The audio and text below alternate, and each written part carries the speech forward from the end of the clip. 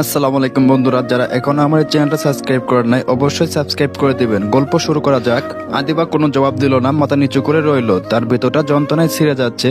আদিবা লিসার কথায় কোনো জবাব না দিয়ে জ্যাকেটটা খুলতে চাইলো, কিন্তু আদিত্য লিসাকে অগ্রাহ্য করে আদিবাকে ধমক দিয়ে বলে উঠলো, জ্যাকেট খোলার দরকার নেই, এখনো রোদ উঠেনি।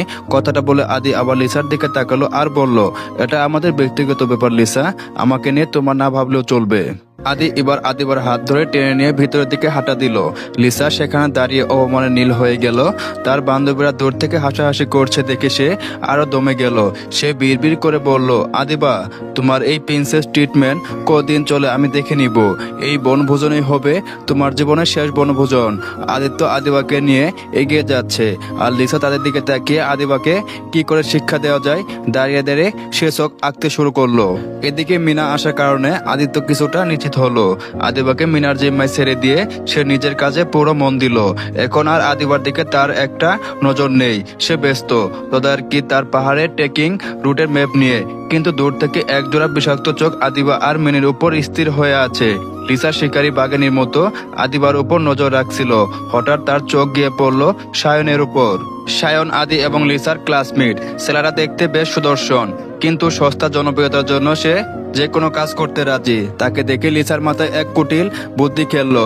সে পা টিপে টিপে এগিয়ে গিয়ে সায়নকে আদির আড়ালে ডেকে নিল।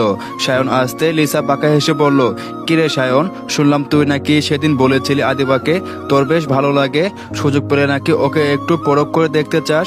সায়ন চরিত্রগতভাবে কিছুটা লম্পট স্বভাবের হলেও আদিত্যর রাগী মেজাজকে সে জমের মতো ভয় পায়। তাই লিসার কথা শুনে সে আশেপাশে তাকে তাড়াতাড়ি বলল, আরে লিসা, আসতে বল। আদিত্যর কানে যদি এসব কথা কোনোভাবে যায় তবে তো আমাকে জ্যান্ত কবর দিয়ে দিবে। পুরো কলেজে কার এমন বুকের পাটা আছে যে ওর বোনের দিকে চোখ তুলে তাকাবে?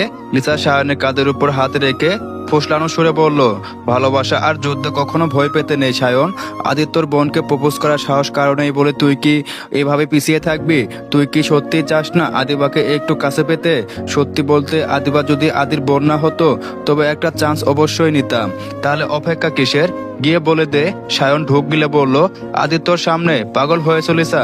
আদিত্য আমাকে ধরলে হাড়গোড় আস্ত রাখবে না। লিসা গলার স্বর আরো নামিয়ে বলল, শুন সায়ন, আদিবা বড্ড ভীতু আর নরম মনের মানুষ। তুই যদি একটু সাহসের সাথে ওর কাছাকাছি হওয়ার চেষ্টা করিস তবে দেখবি ও নিজে থেকেই তোর প্রতি দুর্বল হয়ে পড়বে।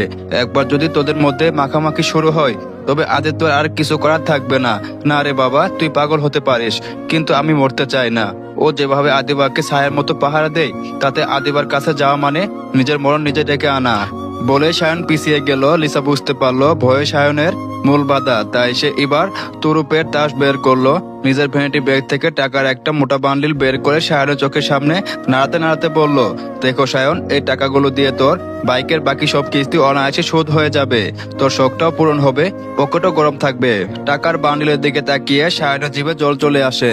সে চোখ শুরু করে বলল, কি বলতে চাইছিস লিসা? আমি যা বলতে চাইছি তুই ইতিমধ্যে বুঝে গেছিস। তোকে খুব বেশি কিছু করতে হবে না, শুধু আদিবার সাথে একটু ঘনিষ্ঠ হওয়ার নাটক করবি, যেন দূর থেকে দেখলে মনে হয় তোদের মধ্যে কোনো গভীর সম্পর্ক আছে। বেশ, এইটুকুই তোর কাজ শেষ, বাকিটা আমি আর আদিত্য বুঝে নেব। সায়না দুনামোনা করে বলল, কিন্তু আদিত্য যদি? আরে গাদা, আদিত্য গ্রুপের লিডারের দায়িত্ব আছে, ও অধিকাংশ সময় কাজে ব্যস্ত থাকবে। সুযোগ বুঝে আমি মিনিকে কোনো বাহানা দিয়ে সরিয়ে দিব, তুই সেই সুযোগটাই কাজে লাগাবি। আর আদিত্য যদি তোকে মারতে আসে, আমি তো আছি, আমি প্রিন্সিপালের মেয়ে, আমার উপর দিয়ে তোর কিছু করতে পারবে না। আমার বাবাকে দিয়ে আমি সব সামলে নিব।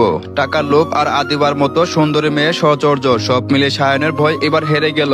সে টাকার বান্ডিলটা সু মেরে নিয়ে নিজের পকেটে পুরে নিল। ঠিক আছে, আমি রাজি, কিন্তু খেয়াল রাখিস আদিত্য যেন হুট করে উদয় না হয়। তাড়াহুড়ো করার দরকার নেই, তুই প্রস্তুতি নে, যা করার রাতের দিকে করবি। আমাকে কি করতে হবে তেমন কিছু না, তোর কাজ হবে আদিবাকে একটু ভুল বুঝিয়ে পাহাড়ে ও নির্জন ঝাউবনটার দিকে নিয়ে যাওয়া। বাকি নাটক আমি সাজিয়ে নিব। বেশ, তুই যেভাবে বলবি সব সেভাবেই হবে। সায়নের সম্মতি দেখে লিসার চোখে পৈশাচিক এক আনন্দ খেলে গেল। সে জানে আদিত্য যদি একবার সায়নকে আদিবার কাছাকাছি দেখে তবে তার ভিতরটার হিংস্র রূপটা বেরিয়ে আসবে, আর সে আগুনে পুড়ে ছাই হয়ে যাবে আদিবা আর আদিত্য। কথাকথি ভাই বোন সম্পর্কের পবিত্রতা লিসা মনে মনে বিড়বিড় করে বলল, আদিত্য চৌধুরী, এবার দেখবো তোমার বোনকে তুমি নিজের রাগের হাত থেকে কিভাবে বাঁচাও। সকাল 10টার দিকে ব্রেকফাস্টের আয়োজন করা হলো পাহাড়ে এক মনোরম ঢালে। ফার্স্ট ইয়ার আর সেকেন্ড ইয়ারের ছাত্রছাত্রীরা আলাদা আলাদা গ্রুপে খেতে বসেছে।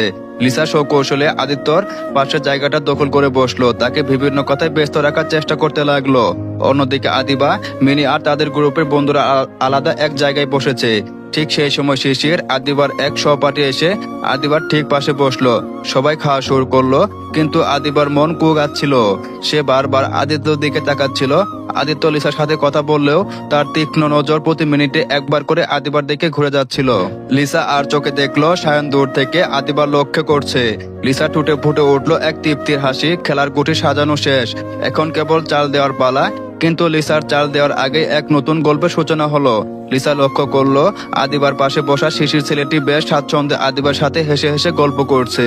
শিশিরের মনে কোনো কুটিলতা নেই, সে কেবল একজন সহপাঠী হিসেবে আদিবাকে খাবার এগিয়ে দিচ্ছে, কখনো টিস্যু এগিয়ে দিচ্ছে। আদিবাও এতক্ষণে ভয় আর জড়তা কাটিয়ে শিশিরের সাধারণ কথায় মৃদু হাসছে।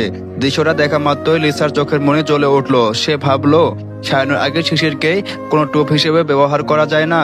সে আদিত্যর দিকে ফিরে দেখলো আদিত্য তখন আর চোখে আদিবার দিকে তাকিয়ে আছে। তার চোয়াল শক্ত হয়ে আছে, কিন্তু সে নিজেকে সামনে রাখার চেষ্টা করছে। লিসা এবার আদিত্যর কানে বিষ ঢালতে শুরু করলো। তার কণ্ঠস্বর এক ধরনের কৃত্রিম প্রশংসা। লিসা ফিস করে বলল, আদিত্য দেখেছো, শিশির ছেলেটা কিন্তু দারুণ কেয়ারিং। আদিবার পাশে ওকে কি সুন্দর মানিয়েছে, তাই না? দেখো আদিবাও কতদিন পর প্রাণ খুলে হাসছে। সারাক্ষণ তো তোমার ভয়ে সিটিতে থাকে, আজ যেন মেয়েটা একটু হাফ ছেড়ে বাঁচলো। আদিত্য কোনো জবাব দিল না, তার হাতের চামচটা থালার উপর শক্ত করে চেপে বসলো। লিসা থামলো না, সে আরো এক ধাপ এগিয়ে গেল। আসলে আদিত্য, তোমার পরে তো তোমার বোনকে কারো না কারো হতেই হবে। শিশিরকে দেখে মনে হচ্ছে এই দায়িত্বটা খুব ভালোভাবে পালন করতে পারবে। দেখো না কিভাবে আদিবার প্রতিটি ছোট ছোট জিনিসের খেয়াল রাখছে। আদিবাকেও বেশ খুশি লাগছে, মনে হচ্ছে ও শিশিরের সঙ্গ উপভোগ করছে। এই কথাটি আদিত্যর কানে গরম সীসার মতো বিঁধল। তার ভিতরে সেই হিংস্র সত্তাটা আবার মাথা চাড়া দিয়ে উঠল। ঠিক সেই মুহূর্তে শিশির আদিবার দিকে এক বোতল পানি এগিয়ে দিয়ে বলল, আদিবা, তোমাকে খুব ক্লান্ত লাগছে, এই নাও একটু পানি খেয়ে নাও। শিশির বেশ আন্তরিকতার সাথে কথাগুলো বলল। আদিবা কিছুটা ইতস্ত করে বোতলটি নিতে গেল। ঠিক তখনই আদিত্যর নজরে দৃশ্যটা পড়লো। আদিবা লিসার সাথে কথা বলতে বলতে হঠাৎ চুপ হয়ে গেল। তার হাত গ্লাসের উপর এমন ভাবে শক্ত হয়ে বসে গেল যে মনে হলো গ্লাসটা ভেঙে যাবে। লিসা খেয়াল করলো আদিত্যর দৃষ্টি কোথায়। সে উস্কানি দিয়ে বলল, দেখো আদিত্য, শিশির ছেলেটা আদিবার কত খেয়াল রাখছে। আদিবা তো এতিম, ওর জন্য এমন একজন যত্ন নেওয়ার মানুষ থাকা খুব দরকার। শিশিরকে ওর পাশে বেশ মানাচ্ছে, তাই না? লিসার কথা শেষ হওয়ার আগে আদিত্য এমন ভাবে উঠে দাঁড়ালো যে তোকে দেখে বোঝা যাচ্ছে সে কতটা রেগে যাচ্ছে। পিতনিকে সবার নজর এখন তাদের দিকে। আদিত্য সোজা আদিবার কাছে গিয়ে শিশিরের হাত থেকে বোতলটা এক প্রকার কেড়ে নিয়ে ছুঁড়ে ফেলে দিল। ভাইয়া, আদিবা চিৎকার করে উঠলো। আদিত্য আদিবার চুলের মুঠি আলতো করে কিন্তু শক্তভাবে ধরে নিজের দিকে টেনে আনলো। পাহাড়ে ঢালো নিস্তব্ধতায় আদিত্যর গম্ভীর গলা প্রতিধ্বনি হলো, তোকে বলেছি না আমার চোখে আড়ালে যাবি না, সবসময় আমার কাছাকাছি থাকবি, তবু তুই কথা শুনছিস না কেন? আদিবার কথায় শিশির প্রতিবাদ করতে চাইলো। আদিত্য ভাই, আমি তো শুধু। আদিত্য তার চোখের দিকে তাকাতে শিশির দমে গেল। আদিত্যর চোখে যেন খুনের নেশা। সে আদিবাকে এক প্রকার টেনে হিসড়ে খাবারের জাহাই থেকে বের করে নিয়ে গেল। লিসা দূরে দাঁড়িয়ে এক অদ্ভুত তৃপ্তির হাসি হাসলো। সে জানতো না আদিত্যর এই উন্মাদনা আসলে আদিবার প্রতি ঘৃণা নয়, বরং হারানো এক চরম আতঙ্ক। পিকনিক স্পটের নির্জন এক কোণে আদিত্য আদিবাকে নিয়ে একটি গাছের সাথে চেপে ধরলো। তার নিঃশ্বাস আদিবার নাকে মুখে লাগছে। তুই কি চাস আদিবা? তুই কি চাস এইসব ছেলেদের তোর আশেপাশে ঘুরঘুর করুক? তুই কেন আমার কথা শুনিস না? তুই কি বুঝিস না? তুই আমার কি? আদিবা কাঁদতে কাঁদতে জবাব দিল, আমি তোমার কেউ না ভাইয়া। তুমি তো বলো আমি তোমার খেলনা, তবে কেন তুমি আমার সাথে সবসময় এমন করো? ভিডিওটি কেমন হয়েছে জানাবেন, ভালো লাগলে একটা লাইক করবেন, পরবর্তী পার্ট পেতে চ্যানেলটি সাবস্ক্রাইব করবেন।